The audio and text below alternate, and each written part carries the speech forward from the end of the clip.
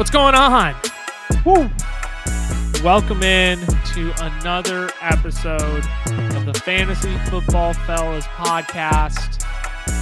It's Thursday, January 26th. I know we've been releasing episodes Tuesday, Thursday, but when none of the fellas could record on Wednesday this week, you can't record a podcast without anybody on there, right? That's just how math works. So we're bringing you this week's episode on Friday.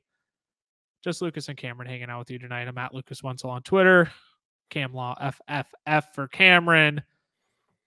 FF Fellas, the FF Fellas on Instagram. Fantasy Football Fellas on TikTok and YouTube. Last week we wrapped up, or earlier this week, excuse me, we wrapped up the top 20 quarterback from the fantasy football season. Doing a little JPR. I think we need to change the title of these reviews to like job performance reviews, not just like, oh, we're reviewing them. It's just like, how did you actually do this year? Little JPR of every position in fantasy football this year. We're starting in on our top 20 running backs today. We'll go 1 through 10 in this episode. Early next week, we'll be back with 11 through 20. And you know what? We're even going to wrap up this episode with a new segment. How about that?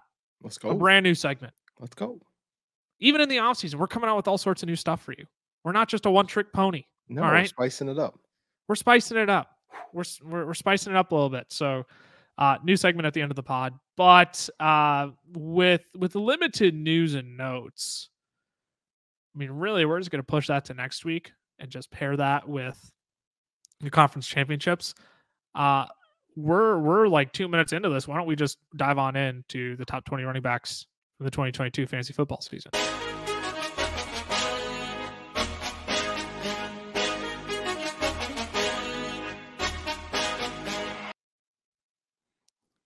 This is quite the top 10 list, just like quarterbacks. This is quite the top 10 list because the first few names on here, you're like, yes, of course. Mm-hmm. And then you start getting down the list and you're like, wait, they were top 10 running backs this year? Maybe there's like a stretch of like 2 or 3 of them that you're thinking that, but this is going to be an interesting conversation today because like I said, there are a lot of familiar names, but also some of these guys who slid in. I don't know how much confidence you can actually have in them going into the 2023 season. So we'll chat about that, but we're going to start at the top as we always do. Austin Ekeler, the overall running back, won this year. 10 finishes inside of the top 10. He had 11 games of 18 plus fantasy points. And you're going to hear me use that statistic throughout the entire episode of how many games they have greater than 18 plus fantasy points. We'll see throughout the progression of the episode that that's typically the threshold that top 10 running backs were at this year. Mm-hmm. If you were top 10, you scored at least 18 fantasy points on a given week. You'll see that correlation throughout the podcast. And maybe a disclaimer to throw in here before we like get any deeper into this, like down year for running backs. Can we just acknowledge that? Yeah. Yeah, definitely was. Just a goofy year in terms of running back scoring, where points came from. I believe touchdowns were down in general for running backs this year too. So just an interesting year for running backs. It didn't shake up the rankings like a ton, but again, just a weird down year in scoring for running backs. So again, Austin Ekeler, 10 top 10 finishes on the year, 11 with 18 plus fantasy points, finished outside of the top 15 in 6 games this year. Again, we look at Austin Ekeler, 915 rushing yards this year, 686 receiving yards as well, 123 targets, 363 fantasy points, over 22 fantasy points per game. I mean, there's a lot of questions around Austin Ekeler going into 2023, right? Mm-hmm. He's going to get all the weapons back. Keenan Allen, Mike Williams, Justin Herbert, they're all going to be back. There's going to be no more like, all right, we're just playing superhero ball with Austin Ekeler. But even there's times this year where you're like, why is Ekeler only getting 10 touches right now? At any rate, no more Joe Lombardi. Either offense's scheme is probably going to change a little bit. Like, are we so confident Ekeler is a top 3 running back in 2023? Because I think that's what you're asking. You're not asking is he still like a first round pick. You're asking if he's still top 3 given the potential offensive changes. I think so right now. Obviously, it'll depend if they draft a running back higher. I mean, if they took a Jameer Gibbs or even a Bijan Robinson, or they invested into a running back this offseason who's got, RB1 potential, then obviously it would change a little bit. I'd still be in on Austin Eckler just because of the role that he plays, but obviously not top 3. But if he stays as the main back and they just got, some average Joe Schmo, behind him, I think Joshua he's gonna Kelly. exactly. I think he's gonna be just fine because, like we've seen these last 2 years, he hasn't even hit 200 carries. He's not rushing for over 1,000 yards, but he's still putting up points because of the receptions. And this year, he only had 2 games under 4 receptions all year long. So that's even with, Keenan Allen and Mike Williams. It doesn't really affect him too much because he's always going to get his. So, yeah, I think he's still top 3 because he scores. It doesn't make sense. Like we said, there's no way he leads the NFL in touchdowns again. And then he did, and I'm not going to bet against him at this point because he just finds a way to score. So I do think that he's still top 3. I don't think I'd take him 1, but I do think he's top 3. Yeah, everybody was saying, watch out, Austin Eckler, 20 touchdowns. That ain't going to happen again this year. And now he scores 18. It's like, okay, well, then you have to ask the question, does he do that 3 years in a row? Because that's some sustainability there. I don't think he scores 18 again, but I certainly think he continues to score enough to keep him in the top 3. Yep. I think it'll be a debate of, who you draft 1 next year, whether it's Austin Eckler, whether it's the next guy on this list, right? But I just because an offensive scheme changes doesn't mean the talent of the player changes, right? Yep. And Austin Eckler is a talented player who finds the end zone and is insanely valuable in the receiving game, which, as we all know, like totally inflates your fantasy numbers in PPR. I shouldn't say inflates your numbers, but adds that much more value in PPR and half PPR formats. So I agree. I don't know if he's 1, but he's still top 3, and I'm even going to say top 2 next year for me at the running back position. Yeah, probably. And we talk about like scheme changes. You got to think they're going to pick an OC who moves the ball down the field. But the fact he's had over 215 targets, 220 targets these last 2 seasons, even if they're moving the ball down the field, Justin Herbert's still going to look to him anytime he needs a check down because he trusts Eckler at this. He's a playmaker, and you want the ball in playmakers' hands. That's what Austin Eckler does. Yes. And if he finds the end zone, obviously icing on the cake. My guess is that he probably, again, we do see a little bit of dip in touchdowns next year, but it's not going to go from 18 to 9. Like, I don't think we're going to see that cut in half by any means. Yep. The number 2 running back from this year is definitely going to give him some competition going into next year for that overall running back 1 spot. Christian McCaffrey, my goodness, he was phenomenal this year. 10 games finishing as a top 10 running back, 8 with 18 plus fantasy points. Finished outside of the top 15 only 5 times on the year, so less than Austin Eckler. 234 rushing attempts, over 1,000 rushing yards, 707 receiving yards, 105 targets, 340 fantasy points scored, over 21 a game. Can I give you just like 3 minutes to take a victory lap? And everybody who was telling you were stupid for believing in CMC and just like how bad of a pick that is, and it's just like, oh, it's too high risk, you can't stay healthy. Mm-hmm. And from June, from our first mock draft where you had the 101, and without hesitation, without explanation, you took Christian McCaffrey. Like you've been in it from the get-go. I had to wait around. I'm like, I think it's still Jonathan Taylor. I have Christian McCaffrey projected higher, but like, if I'm going to factor an injury, I'm probably going to stick with JT. But from the get-go, you're a CMC truther. I need to acknowledge that, and I want to give you your piece on what you want to say to all the anti Christian McCaffrey haters at the start of the year. Well, I thank you for that. And I think what this just is a testament to is that no running back is safe ever, right? Jonathan Taylor was the safe running back. There's no way he was going to be hurt. Yeah. And he was hurt all year long. We look at a guy like a Dalvin Cook. All right, this is what I said all year long. He has a reoccurring shoulder injury. So if you want to say injury risk with Dalvin Cook, that's fine because the shoulder injury is always a problem. Christian McCaffrey had just very different injuries, and 2 years in a row, he got shut down early because they had no playoff hopes. Right? So for me, it wasn't like, oh no, I'm worried about getting hurt again. And you had to know, okay, he plays 17 games. He's the most special fantasy player we've ever seen, or we've seen since probably LaDainian Tomlinson, right? So he's gonna put up just insane numbers, and sure enough, he plays every single game. Obviously, it helped that he got traded to San Francisco, but even before that, his 3 games before he got traded, it was 25 against Arizona, 23 against San Francisco, and 22 against the Rams. So he put up points on both teams, and this guy is just going to continue to put up points. People are worried now. Oh, Elijah Mitchell's back. How is that going to affect him? Okay, with Elijah Mitchell, he's gotten 31-16, and then in the playoffs, 21-17. Okay, he hasn't put up less than 16 points with Elijah Mitchell back. I think he's going to be just fine. And he's my 101 again next year. Surprise, because he's in this offense. Even if Trey Lance comes back, even if Debo's there, Elijah Mitchell, they have all these weapons. He's the best playmaker on the field at all times. They're going to give him the ball, and he does special things when he has the ball.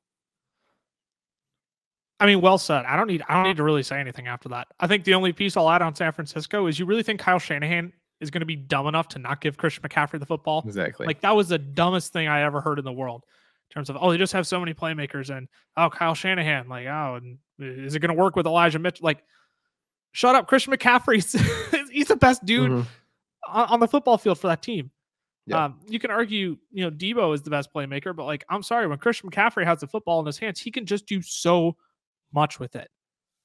I was listening to Ben Solak on the Bill Simmons podcast before the 49ers played. I believe it was Dallas this past week. And I can't remember the exact phrasing he used, but the whole point of Kyle Shanahan's offense is to have as many different playmakers as possible on the football field. So you don't know who's getting the football. So you don't know who's going to be left wide open. So you don't know, is it a run play? Is it a pass play? Is it Debo crossing the middle? Is it Ayuk on the outside who passes the eye test? That dude is talented. Or is it Christian McCaffrey in the flat, or is McCaffrey running an outside? Yeah.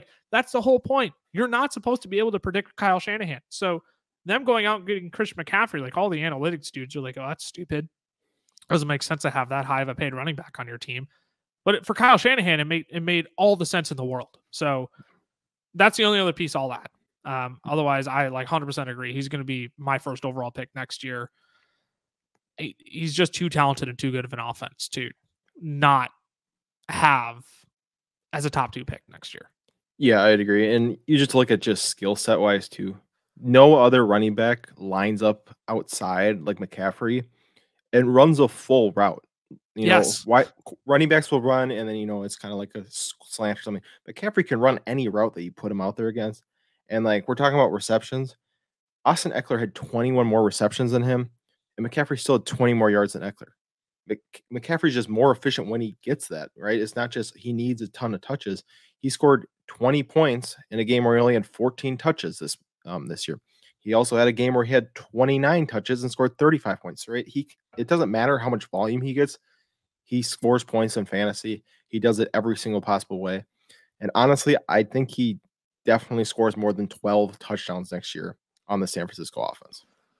Yeah, that's the other thing. Only 12 touchdowns on the year, and I say only 12. I mean, seriously, all it would take for Christian McCaffrey is another 2 touchdowns, and we really have a conversation of him potentially being the overall RB1 this year. Yeah. Well, actually, he was the overall RB1 if you take away that first game where he was traded against Kansas City. Yep. If you take that away, he wasn't the overall RB1, but he did average more points per game than Austin Eckler that game. Yeah, and obviously they weren't going to play CMC at full steam that game. So, yeah, that's just an interesting note to have as you're considering ranking your running backs next year. But you and I are in agreement. Christian McCaffrey is at 1. Austin Eckler is going to be at 2. Number 3 overall running back on the year made us look stupid, which I'm okay with because Josh Jacobs absolutely balled out this year. This is one that I'm very okay being wrong on. There are some things where I'm like, man, I swung and missed. Made Allen Robinson a flag plant this year. Oops. That one I could feel stupid about. Being wrong on Josh Jacobs, though, the fact he balled out. If somebody balls out to prove me wrong, I'm good for them. Yeah, good for them because Josh Jacobs, man, 9 top 10 finishes this year, 18 plus fantasy points. He scored that 9 times again. So when he was a top 10 running back, he scored 18 plus fantasy points. He was outside of the top 15 8 times, 323 rushing attempts, 1,600 rushing yards. He led the league this year, 5 yards a tote, which was massive for Josh Jacobs. That was one of the big knocks we had on him at the start of the year. Not that yards per carry is always, it's not a predictive stat, but to see it declining and to see that a lot of his value was coming in the passing game, that was our big thing with Josh Jacobs is if he's not efficient with his rushing touches, he's going to need that receiving work. And we weren't sure if he was going to get that receiving work. Well, he did. 51 receptions on 61 targets. That's incredible efficiency. 395 yards, no receiving touchdowns. But when you can add, quick math, 90 fantasy points through your receiving work alone, like you're gonna wind up as a top 10 running back. And Josh Jacobs, obviously a colossal year on the ground as well. But the real question is, he's a free agent now. Does he end up on a new team? Does he come back to Vegas? How much of his outlook is dependent on his new location / with how Josh Jacobs has finished the past few seasons? What's his outlook? Is he still a top 10 guy, do you think? Because he was top 10 last year, and going into the season, he was still being drafted right around the running back 20 range. And now he's come back and he, finished even better than he did last year. Yeah. I mean, he was just so tough. And like, just going back to what you said real quick, he was a guy that I didn't believe in the talent of, like we had seen barely touching 4 yards per carry the last 2 seasons. He just didn't look nearly as explosive. And then they come in and Josh Jacobs brings in Zamir White with a 3rd round pick. He brings in Brandon Bolden. McDaniels. Yeah. And you're just thinking, okay, he's gonna, be using all these different running backs. And Josh Jacobs just went out and said, you know what? I'm in a contract year. I am way better than all these running backs. You should only use me in this game. And that's exactly what happened. So I think if he comes back to Las Vegas, no matter what quarterback, comes in, whether it's what's his name? Jason Stidham. Is that what his name is? Yeah. Jared Stidham. Yep. Jared Stidham. Whether he's the quarterback or they have Tom Brady, I would be okay with Josh Jacobs there. And that pretty much would be in on Josh Jacobs as for sure as a top 10 running back anywhere he goes, as long as he's not, doesn't have a Tony Pollard right next to him.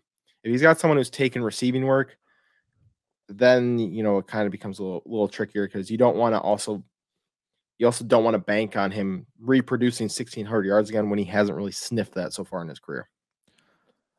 I've continued to preach that I think he ends up on the Atlanta Falcons because Arthur Smith would absolutely love having Josh Jacobs as his lead running back. But you also have, if they keep Cordero Patterson around, who can come in and take receiving work, even though they weren't really giving him I don't know at the end of the season. They use him weird. Yeah, very interesting usage. But he's a guy who could take some of that receiving work. How would you feel about Josh Jacobs going to a team like the Falcons? Falcons? I think that's where that's the top choice I would have for him going. Like, if I think who's most likely to fork out a bag to him, I think it's probably the Atlanta Falcons. But I mean, it doesn't make sense that they're in a rebuild and fork out money to a running back. But a lot of things Atlanta doesn't make sense. I digress. Josh Jacobs ends up in Atlanta. How does that change anything for you? / where would you like to see him land to maintain that top 10 value? Atlanta, I think would be a just fine spot for him, right? Because he's probably going to sniff 300 touches again, with no quarterback on that team. Yes, exactly. Yeah. And even if they, you got to think Desmond Ridder's their quarterback going forward. So with that, and Arthur Smith being the coach, they're going to run the ball, so they're going to give it to Josh Jacobs. I kind of feel like Tyler Allgeier's in an Elijah Mitchell mode right now. He was good. Right. He had 1,000 yards this season, but if they can get a Josh Jacobs, they're going to bring him in and he's going to be the starter and it's not going to be, close. So I think if he goes somewhere pretty much, most places that are going to sign him are going to want to establish the run. So I think as long as that happens, he's going to be in, pretty good shape for next year. Obviously there is the risk because this is his first time with over 1,200 yards. He's got 1,150, 1065 and 872 the last 3 years. So that is just something to keep in mind as you're looking at Josh Jacobs for next year. I gotta wait to see where he ends up before I fully rank Josh Jacobs. I think he'll be top 15 for me no matter what, but it's the will he sniff top 10 again? I think it all depends on his situation and the team he has around him, and the coach he has around him. Because let's be honest, this wasn't going to happen with John Gruden. This kind of a finish wasn't going to happen. Top 10 right around that range, sure, but like top 3 and record-setting games, like we're talking that. Let me pull up that stretch between. What was it, like week 7 and week 9, I believe. You talking? I'm talking the games where 4 to 7. So he went 34.5 against Denver, 30.3 against Kansas City, had a bye, and then 36.5 against Houston. Yes. Yep. So yeah, the week 7 bunch in there. Yeah, the 3 straight games with 30 plus. Over 140 rushing yards in each of those games. 2 rushing touchdowns, 1 rushing touchdown, 3 rushing touchdowns, 5 receptions, 3 receptions, right? Like I'm not going to sit here and say part of that isn't because of Josh McDaniels. Yep. I think I don't want to call Josh Jacobs a product of Josh McDaniels because that's not true, but like he was a reason people were in on Josh Jacobs. Yeah. And I can't blame them. And I think we saw the fruits of that.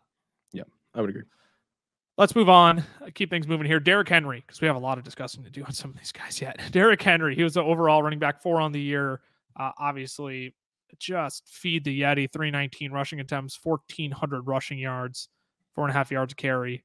Again, still not that much passing work. 32 receptions on 40 targets, 379 receiving yards, though. You do like to see that efficiency. 19.3 fantasy points per game. 9 top 10 finishes. Again, with 18 plus fantasy points, 9. Mm-hmm. So 9 18 plus fantasy point games, 9 top 10 finishes. You can draw the correlation. He did finish outside of the top 15 5 times, but I'd say that's about average for, again, a lot of these guys, when we look at the top 10, a lot of them are sitting right around 5 6. So really not a bad number for Derrick Henry. But I mean, the question we need to ask, like, the clock's got to be ticking on his time being a top 5 running back in fantasy football, right? Like his time has to be running out. It has to be. And he's a guy too, you're gonna have to decide next year. If Derrick Henry is a bust, are you okay holding the bag? If you're getting him as a top, like borderline top 5 running back, I think you can be okay with that just because of what we've seen. He's the same Derrick Henry he's always been, right? He had 5 finishes outside top 15. 4 of those 5 times, he didn't score a touchdown. He only had 5 games where he didn't score a touchdown. So if he scores a touchdown, he's inside the top 15. If he doesn't score a touchdown, he's outside. I mean, that's who he's always been. But this Titans offense is completely built around running through Derrick Henry. So I think even if he falls off next year, he's still going to get the volume where you're not like, just absolutely devastated, right? If the wheels do start to fall off, I think he still is going to be 250 touches, even if it's like he's averaging 3.3 yards per carry, because they just are like, we need you to run the ball. He's going to score touchdowns just being 6'5", 240 pounds, almost 50 pounds. Like nobody's still going to be able to tackle him when he's running downhill. So I think touchdowns going to be there. Volume's going to be there still. So I think it's okay to draft him there. But yeah, it's definitely a risk knowing he's 29 going on to 30 as a running back. All right, we have to do it. Let's play a quick name game. I'm taking advantage of these while Tyler isn't on the pod. All right. This one's tough. In 2023 fantasy football drafts, where are you drafting Derrick Henry? Are you taking Derrick Henry ahead of Christian McCaffrey? No. I'm not either. Are you taking Derrick Henry ahead of Austin Eckler? No. I'm not either. Are you taking Derrick Henry ahead of Justin Jefferson? No. I'm not either. Are you taking Derrick Henry ahead of Cooper Kupp? No. I think I'm still leaning Cooper Kupp, even coming off of the injury. Mm-hmm. Yep. With McVay and with Stafford coming back, I got to go Kupp. I would agree. Jamar Chase. I'm going to lump Chase in with Jefferson and Kupp, so I'm going to say Chase still. I 100% agree. Devante Adams. This is where it gets interesting for me, right? Obviously depends on the quarterback, but I think this is where I start to think about Derrick Henry as far as wide receivers go. I would agree. And I think, again, we have to see on the quarterback situation. But as of right now, assuming I doubt they signed Derek Carr back. But No, should they there's bring no in way. somebody like Tom Brady? I'm going Devante Adams. Mm. Stephon Diggs. Diggs is another close one. I think I'm going to go Henry, though, actually. Diggs for me. Okay. No, that makes sense. I'll take the guy who's tied to an elite quarterback and is still putting up top 5 fantasy numbers. Yep. Especially after the season he was having, where he was in contention for the overall wide receiver 1. Yep. I'll take Diggs over Derrick Henry. Tyreek Hill. See, Tyreek Hill's interesting to me, right? Because Diggs is super consistent. He's going to get you 18 points a game, but he's really within that 25. I might go Hill just because when I do like being able to get a spike week out of my wide receiver 1, a guy who can go get 35 plus, and that is Hill. So I think I do lean Hill here, but just slightly. And I'm probably going to flip flop at some point during the offseason. And that's where I'm at. I really like Tyreek Hill. This is where I start to think Derrick Henry. I think I put Diggs ahead of Tyreek and Devante. Devante gets me thinking. Tyreek gets me thinking. I think I'm still going to lean Tyreek. Right. And the last guy we have to talk about, who I think is probably going to be a consensus top 3 pick next year, Travis Kelce. Derrick Henry or Travis Kelce? I'd go Kelce. Like you said, the positional advantage is just absolutely ridiculous. So yeah, I go Kelce. And the same argument is there for Kelce as it is for Derrick Henry. He's aging, right? Mm-hmm. He's aging. He's getting old. Like we're going to see a decrease at some point. Kansas City's probably going to go out and get another playmaker. Mm-hmm. I don't care. I want the positional advantage where Travis Kelce is outscoring. I don't know if it'll be 100 fantasy points again next year. I'd be willing to place money that it's 75 though. 75 fantasy points between him and the tight end 1 and tight end 2. Mm-hmm. Like I would draft that ahead of Derrick Henry all day long. So we're looking at that. Christian McCaffrey, Austin Eckler, Justin Jefferson, Cooper Kupp, Tyreek Hill, Devante Adams, Stephon Diggs. Who am I missing in there? Jamar Chase, Travis Kelce. Travis Kelce. I'd also probably take Saquon ahead of him next year too. That's the other name, and I was going to save that for okay. That's my bad. The next running back. No, you're good. You're good. But we're talking about 9 guys you're potentially drafting ahead of Derrick Henry next year, and potentially 10 when we talk about Saquon Barkley, who was the RB5 on the year. 9 finishes inside of the top 10, excuse me. He scored 18 plus fantasy points 10 times on the year. So he got unlucky one of those weeks. Tough. He was outside the top 15 6 times. Look, great to see him bounce back. 295 rushing attempts for over 1,300 yards. You'd like to see the efficiency a little bit higher than 4.4, but we can live with it when you're the RB5 and seeing 57 receptions on 76 targets. Mm-hmm. Again, the receiving work, I'd like to see more than 338 yards. And let's be honest, 0 receiving touchdowns. Yeah, for Saquon. You have to think that goes back up, considering there are the lack of wide receiver usage on this team. Mm-hmm. That being said, 284 fantasy points on the year as well, 17.8 per game. He's top 5 in 2023, right? Like we're ranking Saquon as a top 5 back. He's back officially. Yeah. I have no doubts I'm ranking him top 5 next year. Yeah, I would 100% agree, right? We talk about the ACL injury. Most running backs take 2 seasons. This is season 2 for Saquon. Obviously, last year he was battling that ankle injury, which I don't know if you remember that picture of his ankle after he twisted it, but it was ginormous. Bigger so this is his first healthy season. Brian Dable's there. And I honestly think they're only going to improve as a team.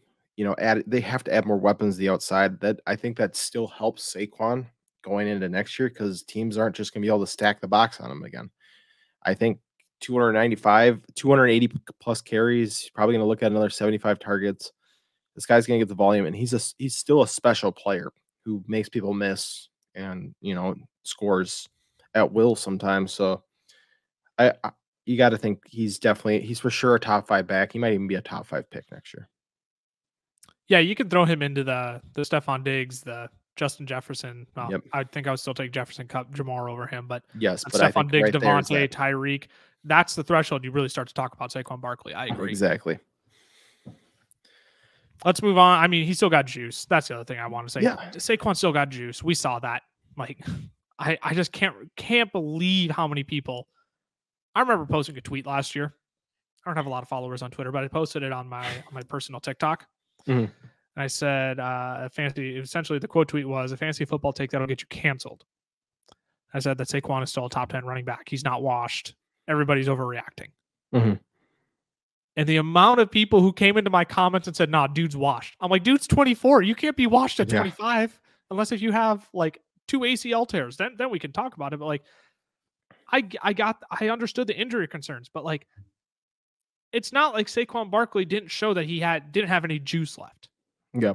Just a freak ankle injuries, and you feel bad for the guy. So he's still got juice, and I think you're right. He's going to be a borderline. He's going to fall between, I think, probably 5 to 8 next year in terms of the first round pick. In terms of running backs, I think he will be. He'll probably be top 5 when I project him out this offseason. Yeah, for sure. It just goes back to, as fans, we have such short memories. We forget how hyped this guy was as like the number 2 overall pick back in 2018, how great his rookie season was, right? His next season wasn't quite as magical, but it was still a really solid rookie season where he was a top 10 back.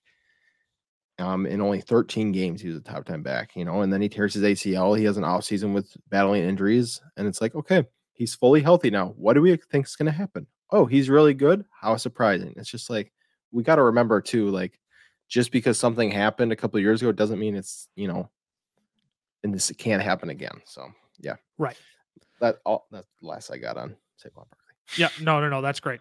That's great because Saquon is a player we need to remember this offseason. Yes. I don't think we can let him just like casually be, like, oh, he falls between running back 7 to 10 next year. Like, no, he's top 5. He's top 5, and he'll continue to be.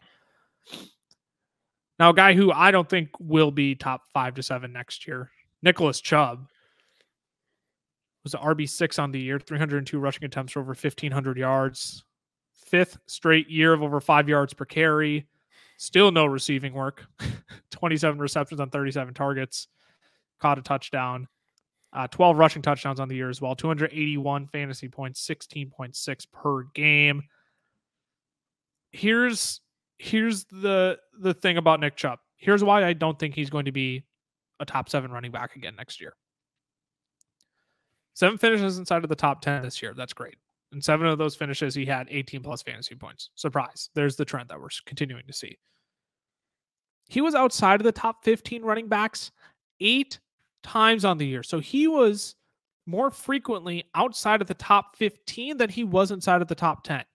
That's not a red flag. It's like can I call it like a red-orange flag in terms of maybe an orange flag? That's what I'll call it. It doesn't make me super concerned, but it also shows me there's some volatility with Nick Chubb. And of those 8 finishes, 5 of them came between weeks 13 to 17. So if you had Nick Chubb, you're feeling great. And then when the fantasy playoffs came around, he didn't do jack squat for you. Yeah. He didn't do. We saw that with a manager in one of our dynasty leagues. He was absolutely demolishing everybody. Top 2, he was behind Cameron. And come week 13, the wheels absolutely fell off of his team. And now he, has 5th overall pick? Yeah. No, I have the 5th overall pick, 6th overall pick. Like, Nick Chubb didn't do jack for you. And that's the volatility we continue to talk about. Nick Chubb, felt like a top 10 running back because of the likes of Joe Mixon, Dalvin Cook, Aaron Jones, all these guys. They didn't just perform as well as we expected them to this year. But there was a ton of volatility to Nick Chubb's game, and we're going to see that with the remaining 5 running backs here. So what does this all mean for Nick Chubb going into 2023? Kareem Hunt was pretty much phased out this year. Yeah. And it's not like Nick Chubb is just going to drastically all of a sudden see like 20 more targets next year. Like, I don't think that's how they want to use Nick Chubb. So what does this all mean? The fact that he was running back 6, 7 finishes inside of the top 10, but more outside of the 15 than inside of the top 10. Yeah, I mean, we talk about it all the time. This was our worry coming in. If he doesn't score touchdowns, he doesn't get fantasy points. In that stretch you're talking about, here's his yardage. 80 yards, 99 yards, 92 yards, 104 yards, 34 yards, and 77 yards. He's still producing on the ground. He saw 17 carries, 14 carries, 21 carries, 24 carries, 14 and 12, right? That's still some great carries. That's what you want to see out of usage. But like we've been just saying over and over, receiving work's not there. That's not going to change. If anything, Deshaun Watson's going to run the ball more next year instead of checking it down because he's a good athlete. So you're not going to add the receiving work, and I just don't think he can be a guy who is going to score 16 touchdowns next year. I just don't think that's what the Browns do, are capable of, and because of that, he's not going to be this consistent piece all the time. And if the touchdowns dry up, we've said it. Everybody who talks fantasy says it. Touchdowns aren't a sticky stat. If the touchdowns dry up, all of a sudden, he becomes a 10-point guy with 15 carries for 100 yards. Like, great NFL game, not great for fantasy. So he's probably going to fall right around that top 8 to 10 running backs again next year for us, just because of the lack of receiving work. You also don't pay a man $230 million to turn around and stick the football into the gut of a football player. Like, I'm sorry, if you pay that man $230 million, you're going to allow him to huck it around the football field a bit. Now, whether some of those go to Nick Chubb or not is to be seen. But again, like, people are going to be clamoring for Nick Chubb as a top 10 running back, and he's going to be closer to 10 than he's going to be to 7 for me. He'll probably be like my RB9, somewhere between my RB12 and my RB9 next year would be my guess. Yeah. We'll see as we stat these guys out in the offseason. But again, it's just this touchdown, not volatility with Nick Chubb, but if he doesn't score, he's not a top 15 play. Yeah. Here's the crazy thing. He's an RB12 or better if he scores a touchdown, and he is outside the top 25 running backs if he does not, except for one game, or outside the top 20 running backs if he does not. So if he doesn't score, he's outside the top 20. If he does, he's inside the top 12. I mean, it's just like, it's a tough volatility to have if you're banking on a touchdown every single game. It's 100% it. And that's just a game I don't like to play with a guy who I'm drafting as my overall, or my running back one on my team. Obviously, different ways to construct your team. We can talk about those at a later podcast. But yeah, at any rate, that's enough on Nick Chubb, because we'll be called haters probably as soon as we said that we didn't think Nick Chubb will be top 5 next year. Ramondre Stevenson was running back 7 this year. 210 carries, over 1,000 rushing yards, 5 yards a tote, 69 nice receptions on 88 targets, 420 yards receiving, caught a touchdown there as well, 249 fantasy points. This is where we see the drop off, right? Nick Chubb at 280, and then boom, these final running backs are all below 250. 7 top 10 finishes, 18 plus fantasy points in those top 10 finishes. Again, like Nick Chubb, 8 finishes outside of the top 15.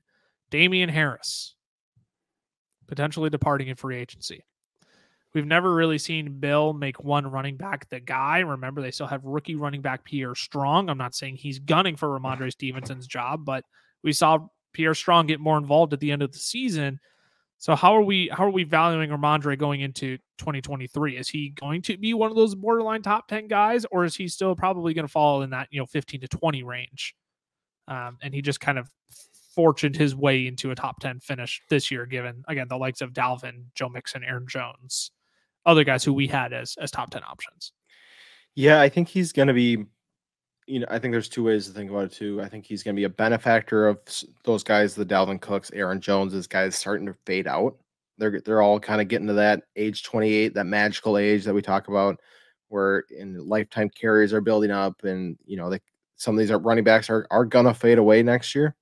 So I think he's going to be have some luck with that. But I also think as long as they don't bring in someone else, he has to get volume on this team, right?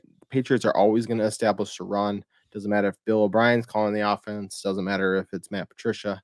They're always going to establish the run. So I think that's something to keep in mind. And I mean, from week 3 to 9, he went 20 fantasy points, 12, 19, 25, 23, 21, 16. He was a top 12 back every single week, except for one when he scored 12 points in that stretch. So he's capable of it. I do think he's going to drop, though. I think he'll be outside top 15 for sure, because people are going to remember the 3-24, 3-7, right in the fantasy playoffs. That's what we're going to remember. We're going to remember he plays for the Patriots. We can't trust him. I think he still finishes fine, but we also got to remember, I mean, he's had some pretty major fumbles, which is obviously going to put him in a doghouse. If that continues, I don't know how long, he maintains the starting job. It might just be through next year because that's the end of his contract and they continue to move on. So maybe they phase him out a little bit. But I do think he's a guy who can crack the top 12 next year just because of volume, and he does well in the receiving game. Yeah, and I think that's what you have to take into account. Ramondre has that top 12 upside, 100%. We saw that this year. Is that going to reflect in his ADP, though, of being top 12, or are people going to hedge their bets and say, well, I don't know, that Patriots offense, so they're not super predictable, and it might not be Ramondre. People were still drafting Damian Harris ahead of Ramondre Stevenson this year. Remember that. And I'm not saying Pierre Strong is capable of taking Ramondre Stevenson's job. I'm not saying that's what's going to happen. Pierre Strong is a talented running back out of South Dakota State, though. Man has some juice in zone run schemes, which is what the Patriots run. So it'll be interesting to see. But I would agree with your thoughts there. Of Ramondre clearly has the upside. I don't know if it's going to reflect in his ADP next year, though. Yeah, and I think the other thing we got to remember, he only had 6 total touchdowns this season. He's the only guy on this list with 6 or lower. Him and Alvin Kamara are the only, or I actually there's a couple more that are 6 or below later on in this list. But you look at all the guys in front of him, it's, Eckler 18 touchdowns, CMC 12, Josh Jacobs 12, Derrick Henry 13, Saquon 10, Chubb 13. Like, he has room to improve on touchdowns. I don't think he's going to get worse than 6 if he sees similar volume next year. It'll be interesting to see how many touchdowns this guy scores next year. Tony Pollard, who's a running back, 8 on the year, 6 top 10 finishes, 18 plus in those finishes, 9 finishes outside of the top 15. Tony Pollard's a confusing one. Yes. Because he had his great stretch of games. But again, when you see 9 finishes outside of the top 15, it just devalues that top 10 finish a little bit in my mind. Obviously closed the season with a fractured fibula, but before that, 193 rushing attempts, over 1,000 rushing yards, 5.2 yards a tote. Did see 55 targets, which is what we were expecting for Pollard. We did expect him to see quite a bit of work in the passing game, 39 receptions there, 3 receiving touchdowns, 15.6 fantasy points, nearly 250 fantasy points on the year. It sounds like the Cowboys are interested in franchise tagging him. It's a nice chunk of change to pay a running back, but frankly, like, this is the situation where one of the only situations where I see Tony Pollard going to a team and still maintaining this top 15 value. I don't know if I want to see Tony Pollard go and take over another running back room as the lead guy, because I don't know if he's going to produce in the same way he did this year, which is kind of crazy to say. Yeah, he's one I don't think I'm going to be able to trust. You look at his numbers. They're just not that, they're not that spectacular from a season-long standpoint. Barely 1,000 yards, about 200 carries. Like that, you like to see that 5.2, but only 39 receptions, 371 yards. That's the least. I think that's the second least amount of receiving yards, or third. No, yeah. Well, I guess he did have just slightly more than Saquon. Wow, that's crazy. But receiving work wasn't great, right? We make him out to be this great receiving back, and he had an average amount of receptions and targets, but he did have 12 touchdowns. And I don't know how likely it is that we can count on him for 12 touchdowns next year. Especially if Dallas goes out and adds, a wide receiver too. But, he also definitely could if he really takes a hold of the starting running back role. So I don't know if have as much confidence drafting him top 12 next season. But, if he falls to around 5 or 6, he could be a good depth piece to add, or, I shouldn't say depth piece, but good RB2 to add if you wait on running back. Yeah, it feels like guys like Tony Pollard, Ramondre Stevenson are going to fall into that like 12 to 15 range, and they're going to be your like high quality running back twos if you stack up on a Saquon and a Tony Pollard early. Like, it feels like those are the guys you're going to want to go after next year. Obviously, there's a lot this offseason that needs to unfold, but the other thing you have to keep into account, again, fractured fibula, we'll see if he's back right away at the start of the season. Zeke has already said that he's willing to take a pay cut to, 1, stick with the Cowboys, and 2, I wonder part they were going to take him up on that and then use the franchise tag on Tony Pollard, since they'll have that extra money to go out and spend. They also need a wide receiver, but that wouldn't surprise me if they attack that in the draft. There's ways for them to work around that, but yeah, as of right now, Tony Pollard is going to be a mystery for next year, I think, in a lot of ways, in terms of, can we trust him? When's he going to be back? Is he going to be in Dallas? There's still a lot of questions around Tony Pollard. I don't know if there's as many questions around this guy, though. I'm going to be blunt. Aaron Jones, he was the running back 9 this year. Only 3 top 10 finishes on the year. He scored 18 plus fantasy points 5 times. So he got unlucky 2 of those weeks. But he finished outside of the top 15 running backs 10 times this year. Great year on the ground for Aaron Jones. Mm-hmm. Can we say that? Can we acknowledge that? 213 rushing attempts for 1,100 yards, 5.3 yards a carry. Yeah. Like, I don't think people felt that with Aaron Jones. I don't feel like, I don't know if people realized they had an 1,100 yard rusher on their team this year. Probably because he only scored 2 rushing touchdowns. Made up for it in the passing game, though. 72 targets, 59 receptions, 395 yards and 5 touchdowns. Averaged 14.6 fantasy points per game, 248.6 fantasy points on the season. I don't know, man. Is Aaron Jones actually a top 10 running back anymore? I don't think he is. I wouldn't draft him like one, right? We're looking at his games. I mean, he had 32 in a game, 28, a 23, a 20, but he also had 10, 5, 7, 6, 10, 5, 7 in 7 different games. So it's just it's super boomer bust, and he's kind of always been like that, right? He's always had these huge games, but now it's getting more exaggerated, and the boom games aren't quite as much. If Aaron Rodgers leaves, do we really want a part of this Green Bay offense if like Jordan Love is running it? I really don't. You got to think AJ Dillon starts to get some carries again next year, with Aaron Jones being 28 going on 29.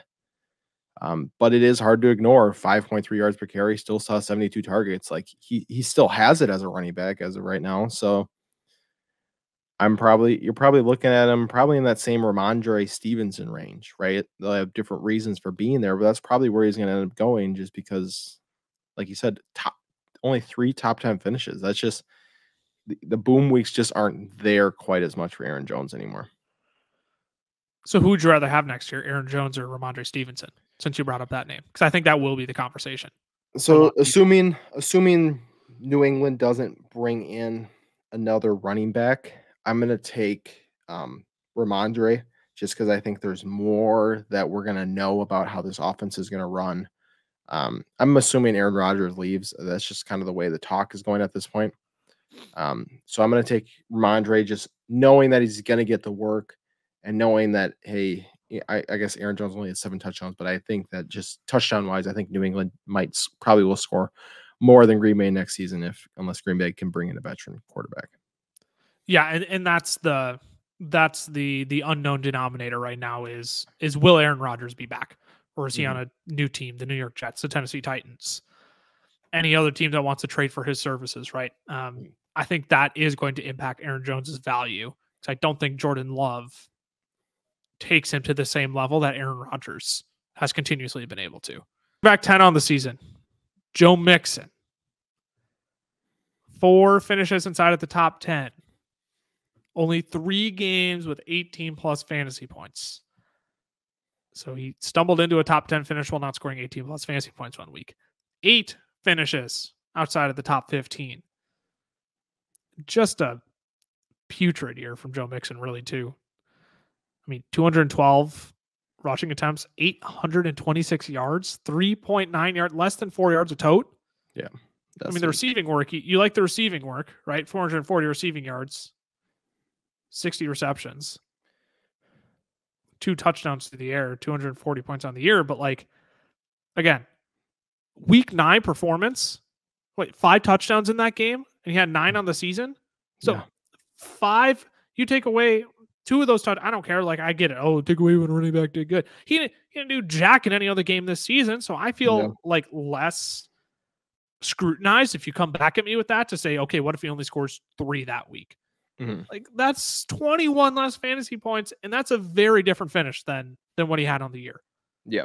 So this is a lucky top 10 finish for Joe Mixon, right? Because going into next year, I want no part of Joe Mixon. And it's tough. Like, I have him in our dynasty. Like, I'm looking to move him right now. And you take out that one game, the rest of the season, the 14 games that he did play, he averaged 13.2 fantasy points a game. That's what Ezekiel Elliott had this year, right? You're a lot less happy with Ezekiel Elliott than a top 10 running back. So it is a little bit of fool's gold to say, hey, at a top 10 running back, if you had Joe Mixon, obviously he's a guy. I know Ty's releasing cap casualties on our TikTok, and he's a guy that's going to be mentioned because him, like Dalvin Cook, could save $6 to $8 million for their team to cut this next year. And you have a guy who just averaged 3.9 yards per carry, wasn't really getting it done. Maybe you do look at cutting him. I don't know. Obviously, if the Bengals keep him and don't add a running back, he'll volume his way. He'll, to be ugly, but he'll probably get his way back to a top 10 finish. But you do have to realize there's probably going to be a week like this. He's had it the last 2 seasons where it's 50 points plus that kind of carries him to that spot. But yeah, looking at next year, it was all over the place, even script wise. Like he'd go 8 carries and 22 carries and 17 carries and 8 carries. Right. And the only consistent thing, the only bright spot was that he had 55 catches on 60 targets for 441 yards. And that was pretty consistent all year long, which kind of kept him afloat. Right. He only had 3 games below double digits. So he didn't really kill you ever, but you weren't like, yes, I have Joe Mixon this week. You weren't excited about that. And that's going to be the thing. If they don't bring in another running back, and like Samaje Perine, like has pass catching ability, but like isn't taking that away from Joe Mixon. If we see another 55 reception season from Joe Mixon, he'll be relevant. He will. I ain't banking on that though. Not if he gets an extra, 20 plus fantasy points from an explosive game. Like you said, it's fool's gold. This is a fool's gold finish for Joe Mixon. And that's what you need to remember going into the 2023 season is that I don't know if we can trust Joe Mixon as a top 10 guy anymore. Yep. So the way I think I'm going to look at him for next year, if they don't bring in anyone, is just Najee Harris on a better offense. Yeah, that's a good way to look at it. Because that's kind of how he played, right? I mean, obviously, like play styles can be a little different, but from a fantasy stat perspective, you're going to expect probably the same amount of finishes, and Joe might score more touchdowns just because they're in the red zone more often. I actually really like that comp. I think that's how you're going to have to look at these two going into next year. That wraps out running backs 1 through 10. We're going to save 11 through 20 for next week. But as I promised at the top, we got a new segment. I'm excited to bring this one in. I'll explain it here. Let's get to it.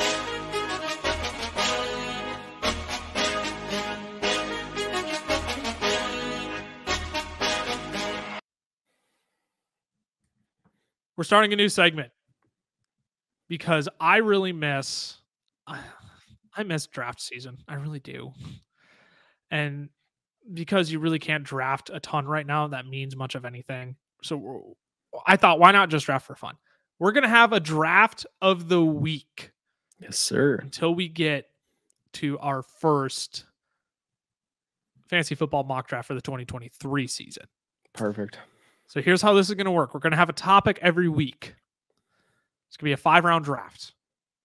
And hopefully we get Tyler in some of these. It'll still be a 5-round draft. It'll just force us to go deeper into our bags. All right. Not going to be a snake draft. We're just going to bounce back and forth. And we're just going to keep it short and sweet. We're not going to like overanalyze anything. We're just going to keep it short and sweet.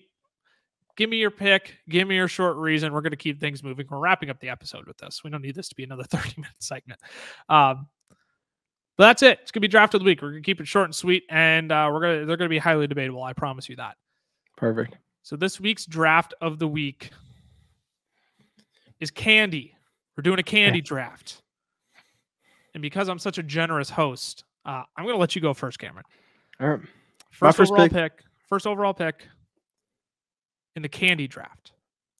I'm going to go with a classic. I'm going to go with the Reese's Peanut Butter Cup. It's been my favorite, every Halloween, and I think it just does carry as a candy. It carries because it was going to be my first overall pick as well. So you knocked it out of the park there. I'm glad. And I feel like I have to counter you with the number 2 pick now. With my first pick, you got to go another top tier chocolate candy in the industry, and it's Snickers. Okay. The brand is just as recognizable as Reese's when you're looking to grab and go at the supermarket or at a gas station, they're going to be right next to each other because they're the two top tier chocolate candies in the industry. So if you're taking Reese's, which was going to be my pick, I'm just going to combat it and go Snickers right away. Snickers is actually pretty low on my list. So my second pick is I'm staying away from the chocolate here. I'm gonna go Skittles. Marshawn Lynch really got me on the Skittles train. You know, as a young kid, that's who I wanted to be. And ever since then, I fall in love with Skittles. I stop at a gas station, and usually my go-to is Skittles. So I'm gonna go Skittles as my second pick. I had Skittles pretty high on my list. I really like Skittles. I think that's a quality pick. Again, highly recognizable brand. Not an uncontroversial opinion. I like that pick. This is where I'm going to reach down. I don't know if you would take this right away, but this is more of like a soul pick for me. Like this is like good memories pick for me. Sour gummy worms. Second overall pick. Sour gummy worms. Again, we're straying away from chocolate here. You went your non-chocolate. Sour gummy worms is my go-to, especially the Trolley brand, not a sponsor. I go into game with the boys, right? What am I bringing? I'm bringing over the giant bag of sour gummy worms. That's a soul pick for me. So that's my second pick. I might have been able to get it later, but I wanted to make sure I got that one on my team versus letting you have a chance at it. For sure. I'm going to game the board here a little. I was going to go with a sour candy, but I think because you have a sour candy on your list, you're probably not going to go there with your next pick. So I'm going to actually jump down my board a little, and I'm going to go with the Twix. Twix is just a classic candy. You know, I mean, it's always good, never disappoints. So yeah, I'm going to stick with the Twix on this one for my third pick. See, you shouldn't have revealed to me that you were going to game the board, because now with my third pick, I am going to go with another sour candy that I personally love. I'm going to go the Sour Patch Kid. Again, another tough classic. It's a classic. It's probably, again, it is a top 3 candy for me. I enjoy me Sour Patch Kids. The wife and I both love Sour Patch Kids. It's like the one common denominator we have on candy. So when we go to a movie, it's Sour Patch Kids. That's what we're getting. So I like my start here with Snickers, sour gummy worm, and Sour Patch Kids. So if you want to tip your hand to me, I might have gone a different route. But I like my squad here so far. That is tough. So I'll change directions. I will go sour, but I'm going to actually go the Mike and Ike's sour candies. Yes, that is such a clutch pick. Probably not high on most people's lists, but if we're talking sour candies, it does bat with the gummy worms, it bats with Sour Patch Kids. Just great flavor. And I don't know. There's just something about the Mike and Ike's that I just really enjoy. So yeah, go Mike and Ike's here forward. Try to round out my team a little bit. That is the sleeper of sour candies, no question. They used to formerly be called Zours, I believe. And that was my childhood. So that is like the sleeper of sour candies. I really, really like that pick. I'm at a pickle here because I think there's one on the board. There's a couple I have on my board that I don't think you're going to take. But again, having gone 2 straight sour candies in a row, only having Snickers as my chocolate candy, I think I just have to go, again, highly recognizable chocolate brand. Big debate around this candy, honestly, because which one's better, the right or the left? And it's the Kit Kat. Gotta go with the Kit Kat. Simple chocolate wafer candy. You can't go wrong with it. Not too much controversial about it, other than, are you going with the right or the left one? I'm personally a right Kit Kat kind of a guy. I don't know about you, but I'm gonna go Kit Kat. I'm not a huge Kit Kat guy, actually. Kit Kat didn't even make my top 10. Gonna be honest. I'm gonna go with a very sleeper pick here. A pick that you're probably, some people might not even have had, maybe not even heard of, but it's the Kinder Bueno bar. Don't know if you've had that before. What? Fantastic. It is one of my favorites. It's a true sleeper, so I'm gonna round that out. It's a chocolate candy bar as my 5th overall pick. I'm speechless. I'm not gonna lie. Try my best. I saved this one for last.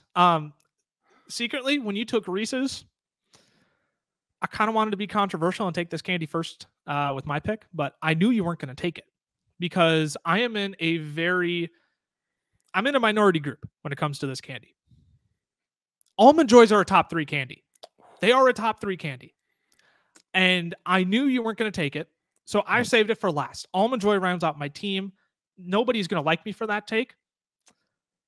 It's Reese's and Almond Joy for me, though. Like, those are my top 2 guys. And you know what? I think I just got to steal with Almond Joy. People are going to absolutely crucify me for that. But Almond Joy rounds out my team. So I'm thrilled. I'm thrilled with my team. For sure. Snickers, Sour Gummy Worms, Sour Patch Kids, the Kit Kat, and the Almond Joy. This is my big five. I don't know, man. I think I won that draft. I went. Well, let's just recap it for the people on what I took, so they remember the greatness. I went Reese's, Skittles, Twix, Mike and Ike Sour, and the Kinder Bueno bar. If you haven't had a Kinder Bueno, you haven't lived yet. So you gotta go try that. But yeah, that's my top five, and I put that top five up against anybody else's top five. The Kinder Bueno. I need to go try that now. I guess I haven't lived if I've never had it's a European candy bar, but it is in a lot of stores, at least in Florida. In Florida, well, that's a difference considering I'm still up in the brutal state of Minnesota. At any rate, the top 10 candies. We're gonna do a few more fun drafts like that every week. Trying out a new segment. I think it'll be fun to continue drafting, especially when we get Tyler in here too. I got a few that I want Tyler in here for that I know he's gonna have a few takes on. So for sure. Anything you want to add before we wrap out the podcast? I know we went from pretty strictly fantasy football to kind of goofing off here, but anything you want to add before wrapping out the show?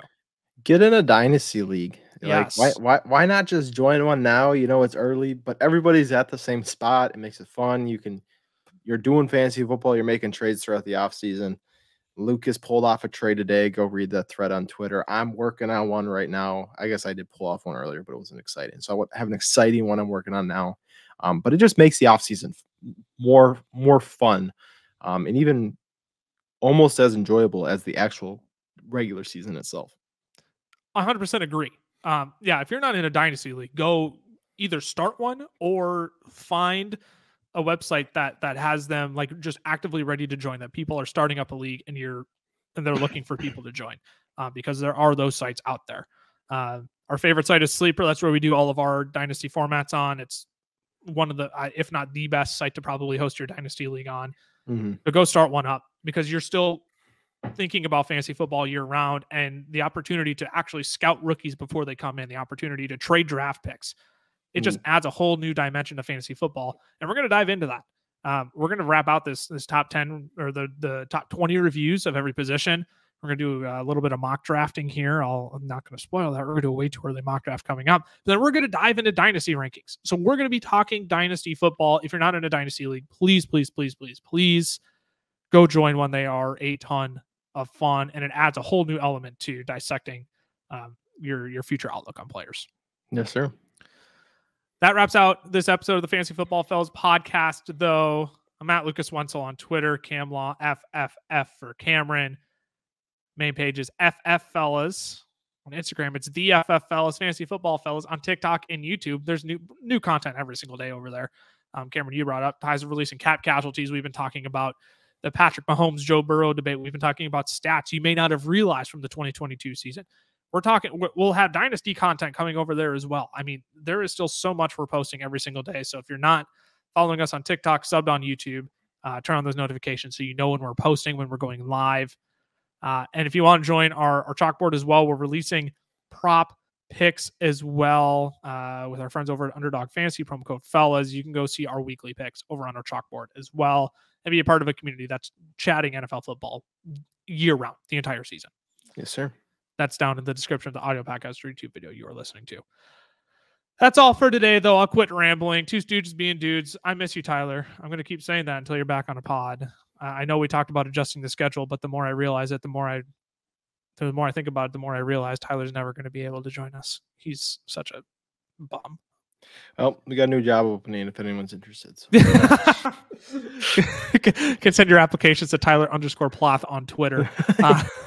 Thanks for tuning in, though. Two stooges being dudes out of the three. Fantasy Football Fellas. We miss you, Tyler. Come back soon.